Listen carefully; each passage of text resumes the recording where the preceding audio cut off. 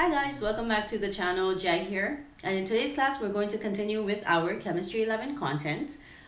We were going through basically the various gas laws, and today's law is going to be the ideal gas law. So I'm going to write the equation on the board. Okay,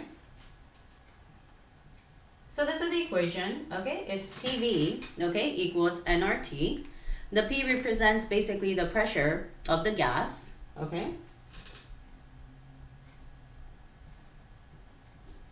okay, and again, remember that the pressure can be in various types of units. Okay, it can be in atmospheres, so I'll put ATM. It can be in kilopascals, which is kPa. Okay, and V is the volume.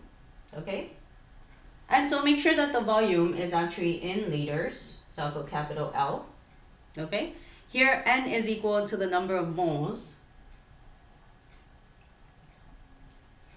R is actually a gas constant, okay? So in this case, we're actually going to try some questions because the gas constant actually depends on what the pressure is, okay? The questions we're going to try today are we're going to have the pressure in atmospheres here, okay? And so the value of the gas constant that we are using here is going to be 0.0821, okay?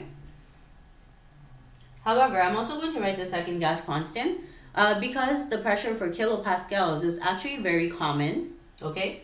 So if it's in kPa, I'm going to use 8.314, all right? Now, some students like to actually memorize the different gas constants. Okay, if you want to just stick with one, a lot of the times teachers do use 8.314 quite often, okay? And this is, again, the pressure has to be in kilopascals, all right? Whereas if you're using 0.0821, the pressure here is going to be in atmospheres. So I'm going to put ATM. Okay, if you want to just memorize one of the gas constants, and say I memorize just 8.314 here, I can always just convert any of the pressures that are given to me in the question. And if I convert it to kilopascals, in the equation here, I can always just use the 8.314, okay? Which is slightly easier as well, all right? Okay, so we have the gas constant, and then T is basically the temperature. Okay, and the temperature should be in Kelvin, so I'm going to put capital K here. All right, is everyone good so far? So let's try some of the questions, okay, from the worksheet here. I'm going to just take this off. Okay, and I'm going to read the question out loud. Okay, we'll write down what is given, and then we'll try to apply the formula as well. Okay, so everyone should make sure they have their calculator handy here. Okay, so number one says, if I have, so let me put example, okay? So if I have 4 moles of a gas at a pressure, so let's put moles, 4 moles of a gas, okay? And the pressure is given to me as 5.6 atm, okay? And the volume is given as 12 liters, so we'll write the volume here, so 12 liters, okay? I'm looking for the temperatures. So it says, what is the temperature? So write out the formula. Okay.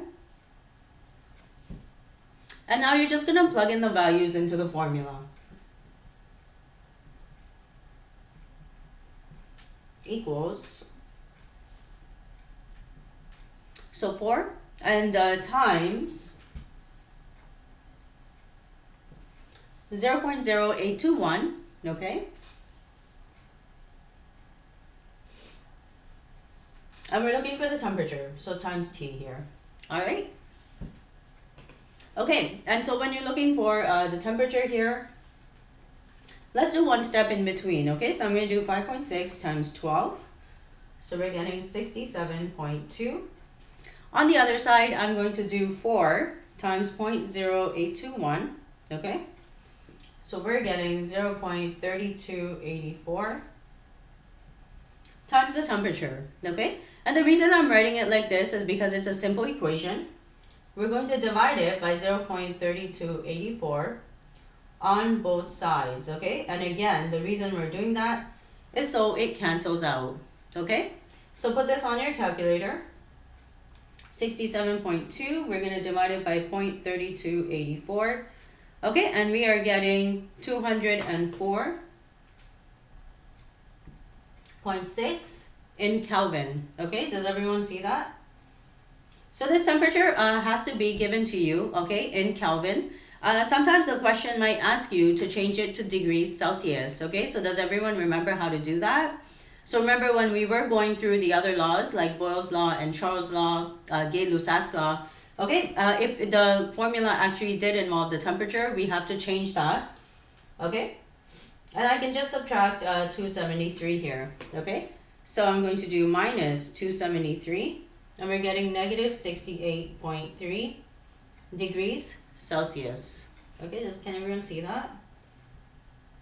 I'm going to write it at the top here. Okay, so this is what it would be in degrees Celsius.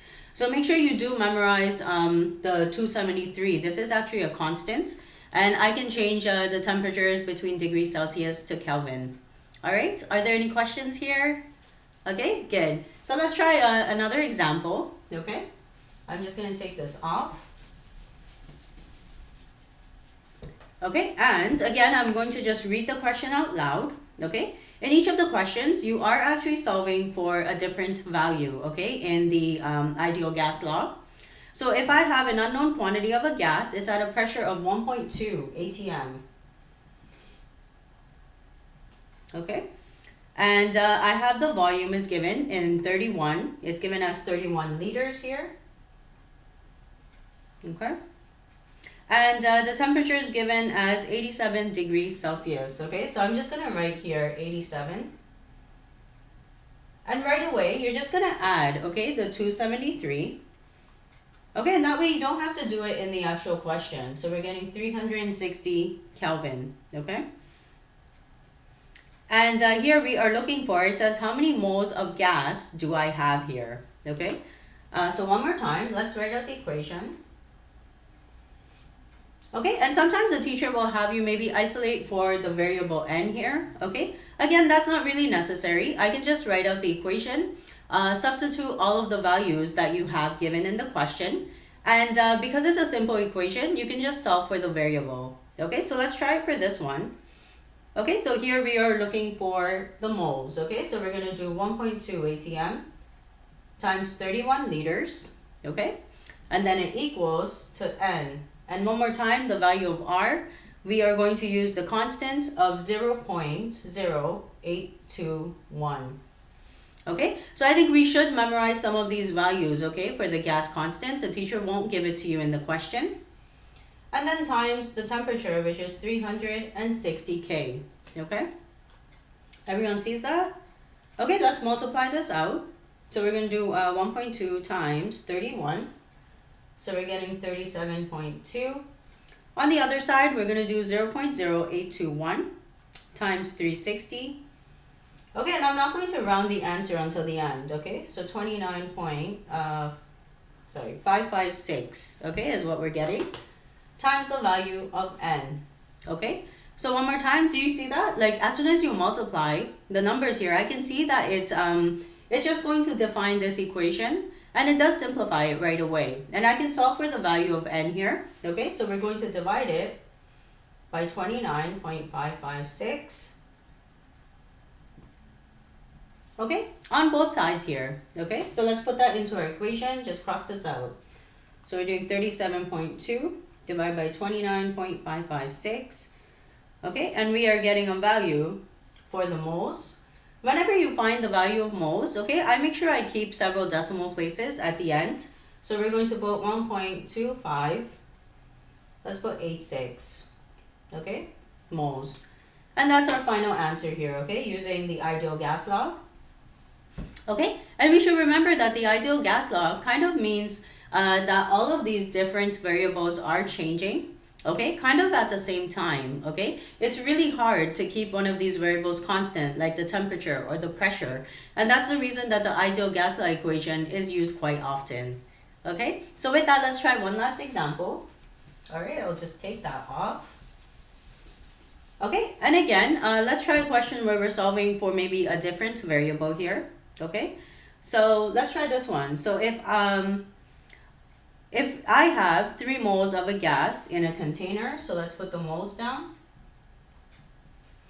Okay, make sure you use a lowercase n for this, okay? I have 3 moles of gas in the container, And the volume is given as 60 liters. Okay. And the temperature is given as well. The temperature is 400 Kelvin. Okay, so I notice I don't need to do any conversions here. Okay. And I'm looking for the pressure that is inside the container. Okay, so let's write pressure and I'll put question mark. Actually, you should always do that, again, when you're doing questions like this, so you don't get confused and you know exactly which variable you're solving for. Okay, so I'm going to write out the equation. So PV equals nRT. Okay, and we're just going to plug in all the values given to us in the question. I'm looking for the pressure. So P times 60, which is the volume in liters, okay, equals to 3 moles times 0.0821, okay? And you can times that by 400.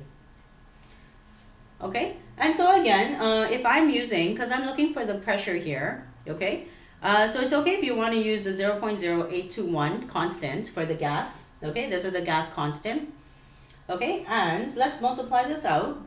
So whatever I get as the pressure, the answer has to be in atmosphere, okay, so we'll do 3 times 0.0821 times 400. Okay, so we'll leave this the same. So P times 60 and equals 98.52. Okay, and then I'm going to divide it by 60. Okay, on both sides here. And you notice when you do that, okay, the answer I get is going to be actually really small. So divide by 60. So this is the pressure. And I'm just going to round it to 1 decimal place. So 1.6 atm.